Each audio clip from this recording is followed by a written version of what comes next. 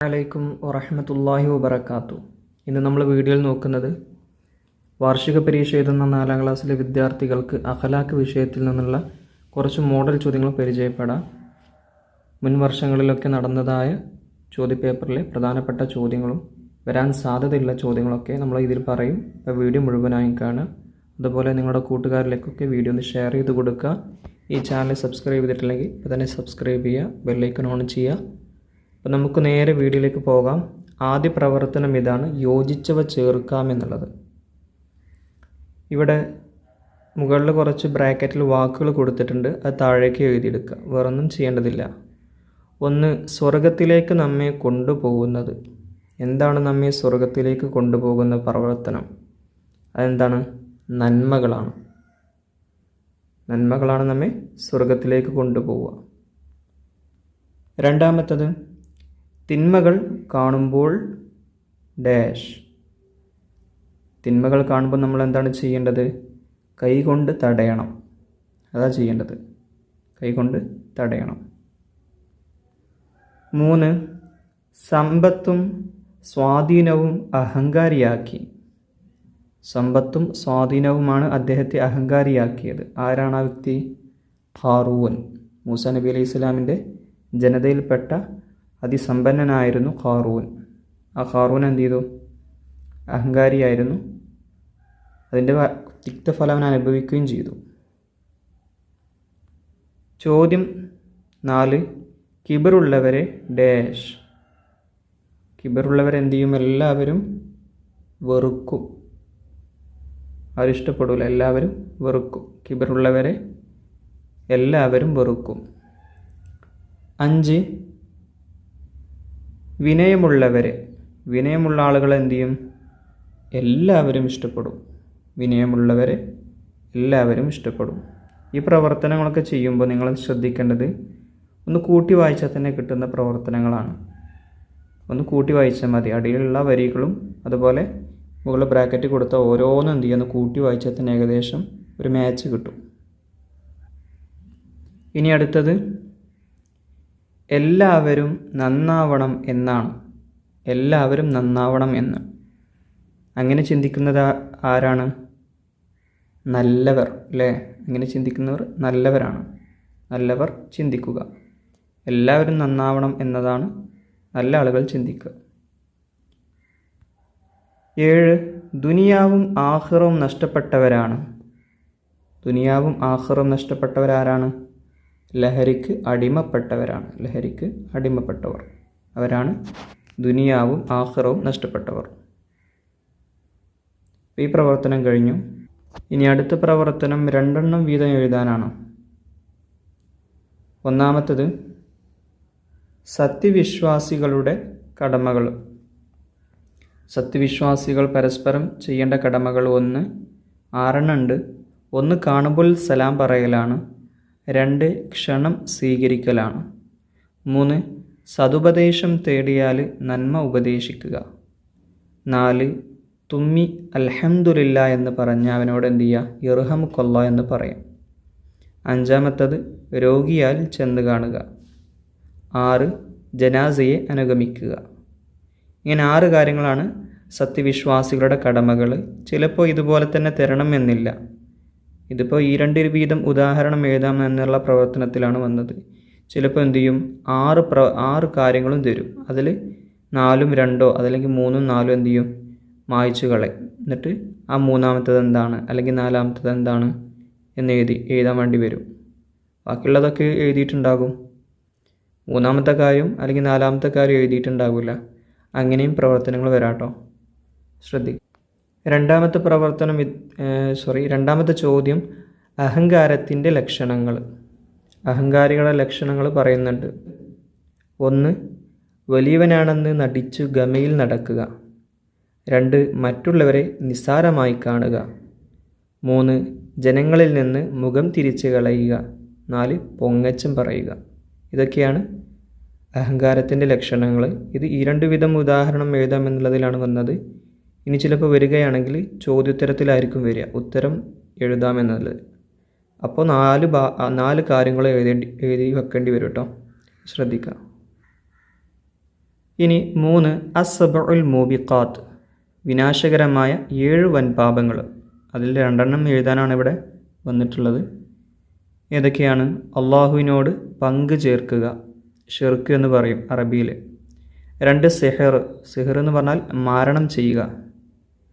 3 അള്ളാഹു കൊല്ലൽ ഹറാമാക്കിയ ശരീരത്തെ ഹക്ക് കൂടാതെ കൊല്ലുക. 4 പലിശ തിന്നുക. 5 അനാഥകളുടെ ധനം ഭക്ഷിക്കുക. 6 ഘോരസമരത്തിൽ നിന്നും പിന്നോട്ട് ഓടുക. 7 സജ്ജനങ്ങളായ സത്യവിശ്വാസിനികൾ അവരെ വ്യഭിചാരാരോപണം നടത്തുക. ഇതൊക്കെയാണ് വിനാശകരമായ 7 വൻപാപങ്ങൾ. ഇനി അടുത്ത പ്രവർത്തനം പൂർത്തിയാക്കാം എന്നുള്ളതാണ്. 1 യഥാർത്ഥ അറിവ് വിനയത്തെയാണ് ഡാഷ്.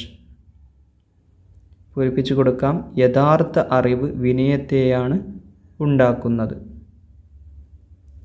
ഇനി 2 വിരുന്നുകാർക്ക് പ്രത്യേക പരിഗണന ലഭിക്കുന്നത് ഡാഷ്. എത്രയാണ്? 3 ദിവസമാണ്. 3 അയൽവാസിക്ക് ഗുണം ചെയ്യൽ പരലോക ഡാഷ്. അയൽവാസിക്ക് ഗുണം ചെയ്യൽ പരലോക വിശ്വാസത്തിൻ്റെ അടയാളമാണ്. 4 നാലാമത്തെ നിർബന്ധമായും പഠിക്കുക. അൽ ഖംറു മിഫ്താഹു ഡാഷ്. അൽ ഖംറു മിഫ്താഹു കുല്ലി ശർരി. മദ്യപാനം എല്ലാ തിന്മയുടെയും താക്കോലാണ്. അതിൻ്റെ അർത്ഥം നിർബന്ധമായും പഠിക്കുക. ചിലപ്പോൾ അർത്ഥം എഴുതാനും വരും. ഇനി 5 ഇത്തഖുൽ ളുൽമ ഫ ഇന്ന ളുലുമ ളുലുമാത്തുൻ ഡാഷ്. പൂരിപ്പിച്ചു കൊടുക്കാം. ഇത്തഖുൽ ളുൽമ ഫ ഇന്ന ളുലുമ ളുലുമാത്തുൻ യൗമുൽ ഖിയാമ. അതിൻ്റെ അർത്ഥവും പഠിക്കുക. അക്രമം നിങ്ങൾ സൂക്ഷിക്കുക, കാരണം അക്രമം അന്ത്യദിനത്തിൽ ഇരുളുകളായിരിക്കും. അടുത്ത പ്രവർത്തനം തെറ്റും ശരിയും അടയാളപ്പെടുത്താം എന്നുള്ളതാണ്. തെറ്റാണെങ്കിൽ തെറ്റ് എന്നും ശരിയാണെങ്കിൽ ശരി എന്നും എന്ത് ചെയ്യുക? അടയാളപ്പെടുത്തുക. അപ്പോൾ നമുക്ക് ഓരോ പ്രവർത്തനം നോക്കാം. ഇവിടെ ഓരോ കള്ളി കൊടുത്തിട്ടുണ്ട്. ആ കള്ളിക്ക് നേരെയാണ് തെറ്റും ശരിയും എഴുതിയിട്ടുണ്ട് കേട്ടോ. ഒന്നാമത്തത്, നാം ഒരാളെ ആക്രമിച്ചാൽ അവൻ്റെ കൂടെ അള്ളാഹു ഉണ്ടാവുകയില്ല.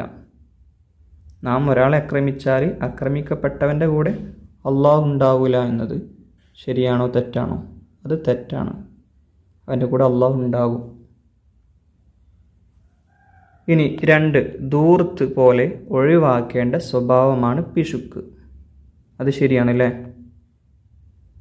അത് ശരിയാണ്. ടിക്ക് ചെയ്ത് കൊടുക്കാം. ശരി, നമുക്ക് പച്ച നിറത്ത് കൊടുക്കാം, എന്നാൽ ഒരു ഭംഗി ഉണ്ടാകും. ഇനി 3 മൂന്നാമത്തെ ചോദ്യം, അള്ളാഹുവിലും അന്ത്യനാളിലും വിശ്വസിക്കുന്നവർ അതിഥിയെ സൽക്കരിക്കട്ടെ. ശരിയാണോ തെറ്റാണോ? അത് ശരിയാണ്. അങ്ങനെ ഹദീസ് ഉണ്ട്. ഇനി 4 കുടുംബ ബന്ധം പുലർത്തുന്നവർക്ക് ധനം വർദ്ധിക്കുകയില്ല. അത് ശരിയാണോ തെറ്റാണോ? അത് തെറ്റാണ്. ധനം വർദ്ധിക്കും. ഇനി അടുത്ത പ്രവർത്തനം ഉത്തരം എഴുതാമെന്നുള്ളതാണ്. 1 ലാ ബഅ്സ തഹൂറുൻ ഇൻഷാ അല്ലാഹ്.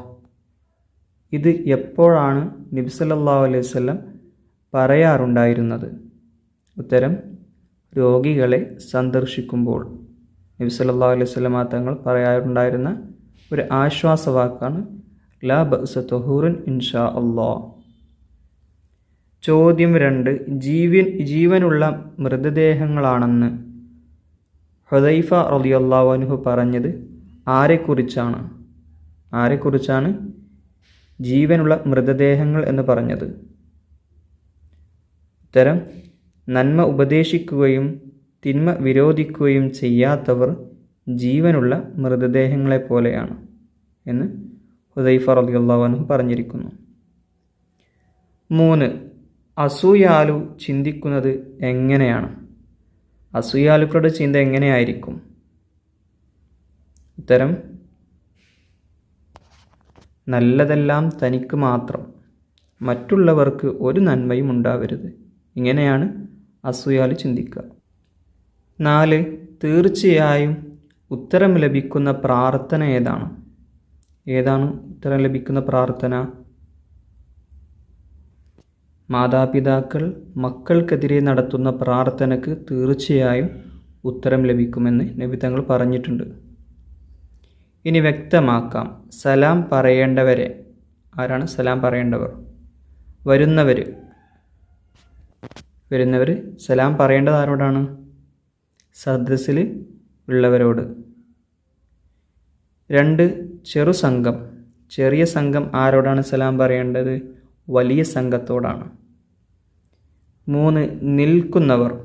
നിൽക്കുന്ന ആളുകൾ സലാം പറയേണ്ടത് ഇരിക്കുന്നവരോടാണ്. ഇനിയോ നടക്കുന്നവർ ആരോടാണ് സലാം പറയേണ്ടത്? അവർ നിൽക്കുന്നവർക്കാണ് സലാം പറയേണ്ടത്. ഇതോടുകൂടെ നമ്മുടെ ചോദ്യോത്തരങ്ങളൊക്കെ അവസാനിച്ചു. അസ്സലാമു അലൈക്കും വറഹ്മത്തുള്ളാഹി വബറകാതുഹു.